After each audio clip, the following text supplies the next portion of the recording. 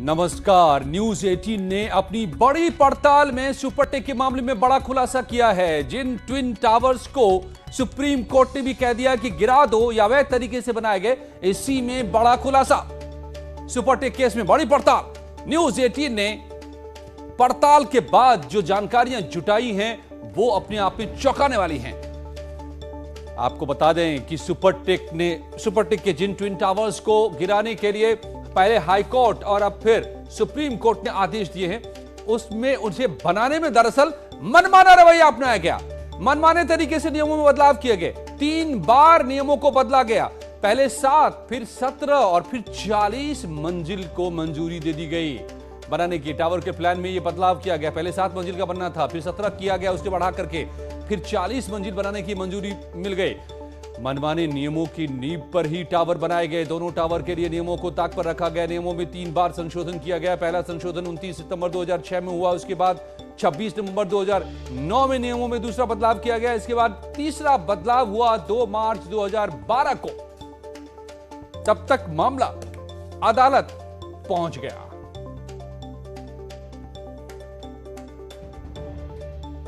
तो मनमाने नियमों की नींव पर बने ये टावर, अधिकारी बिल्डर की सांठगांठ से बने दोनों टावर, और इसी का ये नतीजा है कि आज इसे गिराने की नौबत है।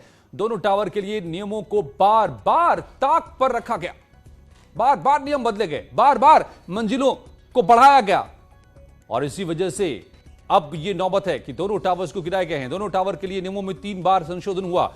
पहला संशोधन 29 सितंबर 2006 में हुआ। दूसरा संशोधन 26 नवंबर 2009 में किया गया, और अब फिर 2006 फिर 2009 में यह बदलाव, और तीसरा आखिरी संशोधन 2 मार्च 2012 को हुआ, और मंजिलों की संख्या बढ़ाकर 40 कर दी गई। पहले 7, फिर 17 और उसके बाद 40। अथॉरिटी ने अमराल प्रोजेक्ट में यह पहला संशोधन किया था 29 सितंबर 2006 में। पहले ग्राउंड प्लस 9 मंजिल बिल्डिंग का नक्शा था, उसके बाद ग्राउंड प्लस 11 मंजिल का हो गया नक्शा। अथॉरिटी ने अमराल प्रोजेक्ट में यह संशोधन किए। टावर नंबर 17 का नक्शा दिया गया, 16 का भी नक्शा पास करवा लिया गया, मंजिलें बढ़ा दी गई। 2009 में 24 मंजिल निर्माण का नक्शा भी पास हुआ था। 2009 में दोनों टावरों की ऊंचाई 73 मीटर तय कर दी गई, और इस तरीके से बार बार नियमों में बदलाव करके इसकी ऊंचाई को बिल्डर बढ़ाता गया। हिमांशु हमारे संवाददाता मेरे साथ जुड़ गए। हिमांशु, ये नियमों में बदलाव क्या नियम के तहत हो रहे थे, या नियमों को तोड़कर बार बार नियमों को बदला जा रहा था, नक्शा को बदला जा रहा था? जी बिल्कुल, आप अंदाजा इस बात से लगा सकते हैं कि सबसे पहली बात, जो एमराल्ड टावर थे वो यहाँ पर जो बनने थे वो महज 9 मंजिला बनने थे। उसके बाद ये ग्रीन एरिया था। ये ग्रीन एरिया में जो है बिल्डर ने मनमाने ढंग से अधिकारियों से सेटिंगबाजी करते हुए और ये फ्लोर्स बनाए। फ्लोर भी जो शुरुआती स्वीकृति मिली थी वो 9 मंजिला ही मिली थी ग्राउंड फ्लोर मिलाते हुए, लेकिन बाद में इसको 9 से 26, 26 से 40 कर दिया गया। 3 बार बदलाव किए गए, साल 2006, 2009, 2012, 3 बार बदलाव किए गए, और ये बदलाव जो है वो बाकायदे आला अधिकारियों की देखरेख में किए गए। और बदलाव के बाद हाल ये हुआ कि जब ये बनकर तैयार हो गए, उसके बाद ये मामला कोर्ट में चला गया। तब तक हजारों बायर्स जो है वो इन्वेस्ट कर चुके थे, जीवन भर की जमा पूंजी लगा चुके थे। और आपको मैं तस्वीरों में दिखाना भी चाहूंगा कि देखिए, ये 31 टावर हैं, बनने थे 40, लेकिन क्योंकि लगातार प्लान में बदलाव हुआ, अधिकारियों की मिलीभगत से प्लान में लगातार बदलाव करते गए। साल 2006, 2009, 2012, और सबसे पहले 9 मंजिल बनना था, 9 मंजिल के बाद 26 हो गया, 24 से 26, और 26 के बाद 40 मंजिल तक का नक्शा कैसे पास कराया गया ये बता रहे हैं। और आपको बता दें कि नियमों में 3 बार बदलाव हुआ। न्यूज 18 की खबर का बड़ा असर भी अब होता दिखाई दे रहा है। 2 अवैध टावर बने, क्यों नहीं अथॉरिटी की नजर इस पर पड़ी? अब इसमें कौन कौन से रहे हैं सीईओ? संजीव सरन, मोहिंदर सिंह, रमा रमन, तीनों के दौर में ये सब कुछ होता रहा।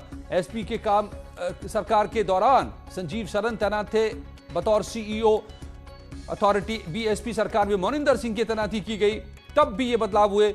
3 सीईओ की भूमिका इसमें संदिग्ध मानी जा रही है। तो जैसा सुप्रीम कोर्ट ने कहा है कि उस वक्त के अधिकारियों पर कार्रवाई हो, क्या इन तीनों पर कार्रवाई होगी? क्योंकि इन तीनों ही इस दौरान थे। अब देखिए, राजपाल कौशिक सीटीपी के तौर पर थे 2006 से 12 तक, देव पुजारी 2012 से 2014 के तौर पर थे, यशपाल त्यागी ओएसडी ग्रुप हाउसिंग। तो ये तमाम वो अधिकारियों के नाम हैं।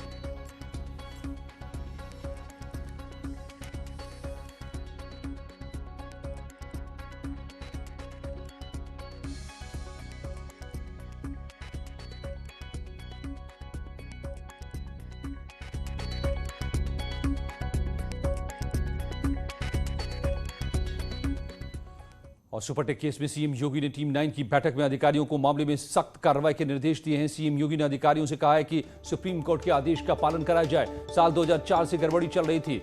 विशेष जांच समिति की रिपोर्ट के बाद एक्शन लिया गया। दोषी अधिकारियों के खिलाफ सख्त कार्रवाई होगी। जरूरत पड़ी तो आपराधिक केस दर्ज होगा। पूरे मामले में सीएम योगी ने फौरन कार्रवाई के निर्देश दिए हैं।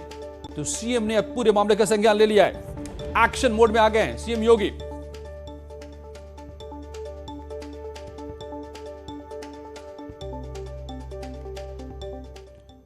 अब सवाल यह है कि क्या ये बार बार जो नियमों को तोड़ा जा रहा था, कौन कौन इसके कसूरवार हैं? कैप्टन एसके द्विवेदी पूर्व आईएएस ऑफिसर मेरे साथ जुड़े हुए हैं, शशांक वाजपेयी वकील सुप्रीम कोर्ट के मेरे साथ जुड़े हैं, राजेश राणा अध्यक्ष हैं आरडब्ल्यूए एमरल्ड सोसाइटी की, जिसने ये पूरी जंग लड़ी है। मैं तो शुरुआत राजेश राणा जी आपसे करना चाहता हूं। आप लोगों ने ये जंग लड़ी, आरडब्ल्यूए एमरल्ड सोसाइटी ने जंग लड़ी है और उसमें जीत भी मिली है। अब जो बातें न्यूज 18 खुलासा कर रहा है, कैसे नियमों को बार बार बदला गया, कैसे मंजिलों की संख्या बढ़ाता चला गया बिल्डर और आखिर में 40 तक पहुंचा, और इसमें भागीदारी किस किस की थी?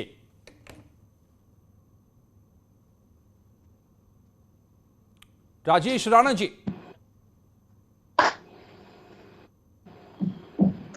Can you hear me sir? Rajesh ji, no. Alright, मैं दूसरे जो पूर्व आईएएस ऑफिसर है मेरे साथ उनसे समझता हूं। कैप्टन एसके द्विवेदी साहब, आप समझाइए हमें। 3 सीईओ बदले, तीनों के समय में यह सब कुछ चलता रहा। दर्जनों आला अधिकारी जिन्होंने साइन किए और नक्शा को बदलते चले गए, एक अवैध इमारत के नक्शे को। यह कैसे मुमकिन है? बिल्डर से ज्यादा कसूरवार ये लोग नहीं है क्या? नहीं, ये तो जिम्मेदारी तय होगी, जैसा कि शासन ने भी कहा है और माननीय सर्वोच्च न्यायालय ने भी अपने ऑब्जर्वेशंस में कहा है। इसको ये देखना पड़ेगा कि जिम्मेदारी किसकी है और किस लेवल पे है। इसमें बहुत सारी टेक्निकलिटीज हैं और ये जैसा कि आरडब्ल्यूए ने इसको फाइट किया, ये एक नजीर बनी कि कोई व्यक्ति अपने प्रभाव का प्रयोग करके, अपनी पोजीशन को यूज करके किसी का गलत नुकसान नहीं कर सकता है। बिल्डिंग बायलॉज का वायलेशन हुआ है, फायर सेफ्टी नॉर्म्स का वायलेशन हुआ है। सर, मेरा पॉइंट ये है, द्विवेदी सर आप तो आईएएस ऑफिसर रहे हैं, कैप्टन भी रहे हैं। मेरा पॉइंट ये है कि जो भी इमारत बनी वो नक्शा पहले पास हुआ अथॉरिटी से। अगर वो गलत नक्शा था, अगर वो इमारत गलत थी, एफआईआर को बढ़ाना गलत था, जो कि अब सुप्रीम कोर्ट ने भी कह दिया है, तो उसके पहले कसूरवार बिल्डर या पहले कसूरवार ये अथॉरिटी में बैठे अधिकारी जिन्होंने नक्शा पास किया? तब तो इमारत खड़ी हुई।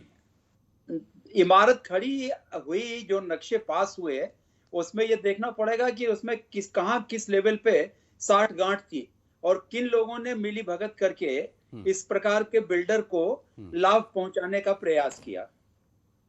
ये देखना होगा कि किन लोगों की मिली भगत थी। साफ साफ दिखाई दे रहा है। हालांकि शशांक वाजपेयी साहब, आप सुप्रीम कोर्ट के लॉयर हैं, जो फैसला आया है वो क्या बता रहा है? सुप्रीम कोर्ट ने क्या कहा है बिल्डर और अधिकारियों दोनों के लिए? अजय जी, मेरी आवाज साफ मिल रही है? राइट सर, मिल रही है शशांक जी। आज मैंने इस महत्वपूर्ण निर्णय को पूरा पढ़ा। 140 पेज के इस निर्णय में साफ साफ लिखा गया है कि नोएडा अथॉरिटी की पूरी गलती थी। नोएडा अथॉरिटी के अधिकारियों ने मिलीभगत से इस पर पूरा नक्शे पास करवाए हैं। उन्होंने साफ साफ कहा है इनके खिलाफ सख्त से सख्त एक्शन लिया जाए। उसके बाद नोएडा अथॉरिटी को आज डायरेक्ट किया है कि मैडम ऋतु महेश्वरी आजकल इसको देख रही है कि इसको 2 महीने के अंदर डिमोलिश कराया जाए। डिमोलिश कराने के बाद इनसे सारे पैसे वसूले जाएं और हर पैरा में एक एक पैरा में इतना अच्छा महत्वपूर्ण निर्णय लिखा गया है कि होम बायर्स को पूरा रिलीफ मिले, उनको 12% के हिसाब से पैसे वापस मिले। पैसे वापस मिलने के बाद जो उनकी EMIs चल रही है वो उसको पे कर सके। काफी लोगों ने रिफंड ले लिए थे, एमराल्ड वालों को कुछ लोगों को रिफंड्स देने थे, वो रिफंड रुक गए थे। अब सारे पैसों की पूर्ति विद इन 2 मंथ्स की जाए। इसके बाद RWA को 2 करोड़ रुपए दिए जाए लिटिगेशन पूरा लड़ने के लिए। आज के समय जो स्थिति बनी है यह बहुत शर्मनाक थी कि पूर्ववर्ती सरकारों में जिस तरह से नोएडा अथॉरिटी को परमिशन दिलाई गई लगातार कि आप गलत FAR पे गलत बिल्डिंग्स बनवाते रहिए। एक आम जनता, एक बिल्डर्स की मिली भगत से जो नुकसान हुआ है होम बायर्स का, उस नुकसान को भरने के लिए यह देश का सबसे प्रतिष्ठित निर्णय है, जो कि इलाहाबाद हाई कोर्ट ने भी इसको कंफर्म किया था, सुप्रीम कोर्ट ने भी इसको कंफर्म किया और देश के अंदर इस बात का साफ मैसेज दिया कि बिल्डर और अथॉरिटीज अगर गड़बड़ करते हैं तो उनके संग कोई भी रियायत किसी भी रूप में न बरती जाए। ठीक है, लेकिन आज जो बड़ा सवाल है जो हम आज खुलासा कर रहे हैं वो ये है कि बार बार नियमों को बदला गया। एक बार में कभी हो सकता है कि नियमों को समझने और उसमें गलती की गुंजाइश हो सकती है, लेकिन 3 बार नक्शा पास हुआ, अथॉरिटी ने नक्शा पास किया। राजेश राणा जी, RW के आप अध्यक्ष हैं इस सोसाइटी के, जिसने मुकदमा लड़ा है, आपको क्या लगता है कसूरवार कौन कौन है? देखिए साहब, आप बार बार इस बात को दोहरा भी रहे हैं कि मिली भगत है, तो जाहिर सी बात है कि कोई भी ताली एक हाथ से तो नहीं बजी होगी, तो जरूर कहीं ना कहीं कुछ इस तरह का सिचुएशन बनाई गई होगी या कैसे पास हुआ है तो हम लोगों के भी बियॉन्ड कंप्रेंशन है, समझ ही नहीं पा रहे थे। हम लोगों को तो दरअसल कुछ पता भी नहीं लग रहा था, ना नक्शा मिल रहा था ना कुछ हो रहा था। बट सब्सिक्वेंटली जब मिला और हम लोग हाई कोर्ट गए तो ऑनरेबल कोर्ट ने एक फैसला सुनाया जिसको ऑनरेबल सुप्रीम कोर्ट ने अपनी भी मोहर लगा दी है। ये एक बहुत ही ऐतिहासिक पूरी लड़ाई आप लोगों ने कैसे लड़ी, जरा वो किस्सा बड़ा दिलचस्प होगा, आप संक्षेप में हमें बताएंगे। ये जंग कैसे चली है और यहां तक अंजाम तक पहुंची? देखिए RWA के पास कोई सारे रेजिडेंट्स ने मिलके कुछ पैसे जमा किए और उसके बाद हम लोग हाई कोर्ट गए। 2010 तक तो हम लोगों को समझ में नहीं आ रहा था कि क्या। You not connected properly Rana ji, और आपकी आवाज ठीक से आ नहीं पा रही है, नेटवर्क स्ट्रेंथ कम है शायद आपको। I will come back to captain SK Dwivedi. Dwivedi साहब, ये एक नजीर बन गया मामला और इसलिए इसको समझना पड़ेगा कि ऐसे गठजोड़ कौन कौन से होते हैं, किन किन के होते हैं, कैसे बनते हैं? ये नेक्सस अलग अलग सिचुएशंस में अलग अलग तरीके से होते हैं, अलग अलग इसका इंटरप्रिटेशन होता है। देखिए, नक्शा तो एक ही बार पास हुआ, जैसा आप कह रहे हैं कि 3 बार नक्शा पास हुआ, उसमें अमेंडमेंट्स हुए।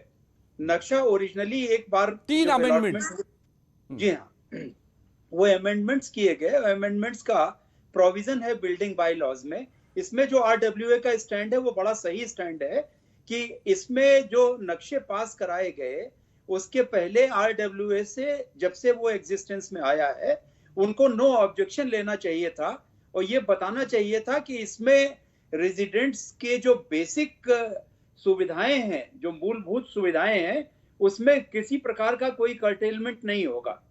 बेसिक जो इशू है वो ये है कि FAR चेंज हुए। अथॉरिटी में जो फ्लोर एरिया रेशियो होता है, कोई भी जो बड़ा ग्रुप हाउसिंग बनाया जाता है, जैसे इसमें सेक्टर 93A में 70,000 स्क्वायर मीटर भूमि करीब।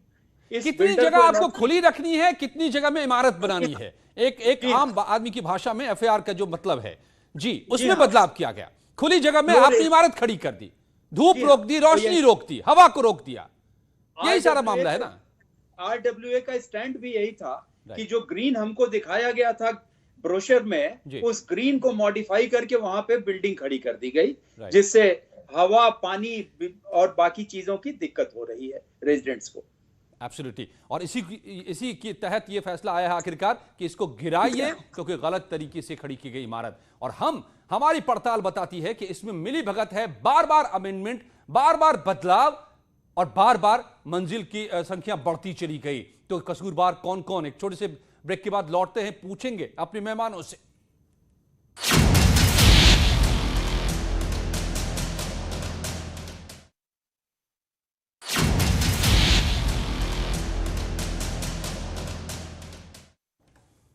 सुपर टेक के सुपर खेल का बड़ा खुलासा न्यूज 18 कर रहा है। जिन 2 टावरों को गिराने के आदेश सुप्रीम कोर्ट ने दिए हैं, दरअसल उसमें मिली भगत नजर आ रही है। बार बार अमेंड किया गया इसके नक्शे में और मंजिलों की संख्या बढ़ाता चला गया बिल्डर। लेकिन इसमें कौन कौन कसूरवार, हिस्सेदार? Shashank Vajpayee ji, supreme court lawyer, आप क्या कहते हैं? अब इसमें सुप्रीम कोर्ट ने जो कहा है कि कार्रवाई बिल्डर पर जो होनी है वो तो बता ही दिया कि तोड़ो, पैसे लौटाओ, लेकिन अधिकारियों पर क्या कार्रवाई बनती है? अधिकारियों पे नियमानुसार पूर्ण रूप से कार्रवाई के स्पष्ट रूप से आदेश दिए गए हैं। इन आदेश का पालन कराने के लिए नोएडा अथॉरिटी को साफ साफ कहा है, जिन अधिकारियों की मिलीभगत है उनको तत्काल उनके ऊपर एक्शन लिया जाए और एक्शन करके सूचित किया जाए। अगर नोएडा अथॉरिटी उनके ऊपर एक्शन नहीं लेती है, उसके बाद उनको पूर्ण रूप से कंटेम्प्ट की कार्रवाई होगी। और यह मामला मुझे ऐसा लगता है आने वाले समय में एक नजीर बनेगा। उसके 2 कारण है। पहला कारण यह है कि कार्रवाई के स्पष्ट आदेश और स्पष्ट आदेशों का कार्यान्वयन करने के लिए योगी सरकार जानी जाती है। राज्य सरकार की पूर्ण रूप से जिम्मेदारी है कि अगर सुप्रीम कोर्ट इतने स्ट्रिक्ट ऑब्जर्वेशन पास कर रहा है और उसमें आदेश को पारित कर रहा है, तो उनके खिलाफ कार्रवाई करे और सुप्रीम कोर्ट को सूचित करे और राज्य की लाज बचाएं। बताना भी होगा सुप्रीम कोर्ट को कि कार्रवाई क्या की गई। राजेश राणा जी, तो अब खुद सीएम योगी एक्शन में आ गए हैं, उन्होंने सख्त कार्रवाई के आदेश भी दे दिए हैं। आप लोग क्या मांग करते हैं? उन अधिकारियों के खिलाफ क्या कार्रवाई हो? देखिए, ये तो जब उत्तर प्रदेश शासन बीच में आ ही गया है और योगी जी से हम लोग बहुत ही ज्यादा अपेक्षा इसी तरह की रखते हैं कि उनका स्ट्रिक्ट एडमिनिस्ट्रेशन है, तो जो भी इसमें दोषी पाया जाएगा वो बख्शा तो नहीं जाएगा। और हम आशा भी करते हैं कि ये जो भी सुप्रीम कोर्ट के ऑर्डर हुए हैं उसका एग्जीक्यूशन उनकी दी हुई तारीखों के बीच में ही हो। अगर उन्होंने 90 दिन में बोला है ध्वस्त करने की कार्रवाई हो तो 90 दिन में जरूर करवा दी जाए। और अगर 30 दिन के अंदर हमें आरडब्ल्यूए के जो पैसा मिलने की बात कही है, जो हम लोगों का वो भी दिलवाया जाए, इंप्लीमेंट करवाया जाए। Captain SK Dwivedi, it's a loss, ये बड़ा नुकसान है नेशन के वेल्थ का। चाहे रेजिडेंट को हर्जाना मिल जाए, बायर्स को पैसे वापस मिल जाए, लेकिन नुकसान तो हो गया ना संपत्ति की। इतनी बड़ी इमारत खड़ी होकर के इसको गिराया जा रहा है, बिल्डर पहले से डूब रहा है, पता नहीं इसके बाद दिवालिया हो जाए क्या हो जाए। तो ये सबके लिए तो कसूरवारों को ढूंढ ढूंढ करके नजीर पेश करनी होगी ना। देखिए, 2-3 चीजें समझ लीजिए। ये बहुत टेक्निकल इशू है। माननीय सर्वोच्च न्यायालय ने बहुत डिटेल में इसमें जाकर के ये कंफर्म किया है जो माननीय उच्च न्यायालय का आदेश था। सर, उस पूरी टेक्निकलिटीज का परीक्षण हुआ, उसके बाद हाईकोर्ट ने फैसला दिया, सुप्रीम कोर्ट ने भी दिया कि नहीं, अब नेट रिजल्ट ये है कि इमारत गलत खड़ी की गई, गिराओ इसको। कसूरवार हम ढूंढ रहे हैं गलती के। इमारत का वो पार्ट गलत हुआ, उसके कसूरवार आप तलाश रहे हैं। और जैसा कि माननीय सर्वोच्च न्यायालय ने भी अपने निर्णय में कहा है, अभी हमारे वो सीनियर एडवोकेट साहब बैठे हुए हैं, उन्होंने इस बात को कहा कि एक नजीर बनेगी, एक एग्जाम्पल बनेगा कि जो एक बहुत बड़ा ये बिजनेस चल गया था उसमें रोक लगेगी, उसमें अब बंदिशें आएंगी और जो लोग इन चीजों में इन्वॉल्व होते हैं, ये लगेगी। तो इसीलिए नजीर है, वक्त इतना ही था। लेकिन अथॉरिटी के बारे में, नोएडा अथॉरिटी के बारे में जिस किसी का पाला पड़ा है यहां से, वो आपको बता देगा कि एक एक चीजों को लेकर के ये घुमाते रहते हैं, गलतियां करते रहते हैं, आपसे पैसे वसूलते रहते हैं, नाजायज तरीके से वसूलते रहते हैं। भ्रष्टाचार का अड्डा है नोएडा अथॉरिटी, और इसी की पैदाइश है ये ट्विन टावर।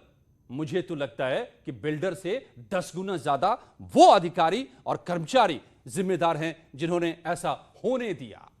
धन्यवाद आप सबका मेरे साथ जुड़ने के लिए। देखना होगा पूरे मामले में क्या क्या और किस किस पर कार्रवाई होती है, और दूध का दूध और पानी का पानी होता है। सुपर टेक के सुपर खेल का यह था सुपर खुलासा। उठाना गंभीर, दोषियों पर